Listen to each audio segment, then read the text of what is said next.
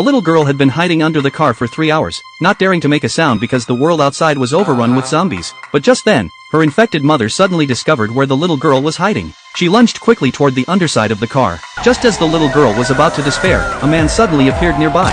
He quickly fired his gun and took down the infected mother, then pulled the little girl out from under the car. 10 years later, what had once been a bustling city was now nothing but ruins. The world had been taken over by zombies. The girl had followed the man into the wilderness, where she learned to hunt. The two of them managed to survive in the wild. That night, the man suddenly opened his eyes because one of the traps they'd set around their camp had been triggered. He carefully went to investigate but only found some animal fur in the trap. Just when the man thought it was safe, their horse nearby became restless and agitated. He suddenly realized something was wrong. While trying to calm the horse, he cautiously drew his weapon. The next second, a terrifying zombie suddenly emerged from the woods. Without hesitation, the man pulled the trigger and killed the zombie. The girl was awakened by the commotion. As they both stared at the fallen zombie, they knew this forest was no longer safe. So at first light, they quickly packed their belongings and prepared to find a new place to camp. But they hadn't gone far when the horse became agitated again. The two of them hurried to investigate. They discovered a survivor under attack by a zombie. Despite the man's attempts to stop her, the girl immediately pulled the trigger, trying to kill the zombie. But unexpectedly, the bullet hit the survivor instead.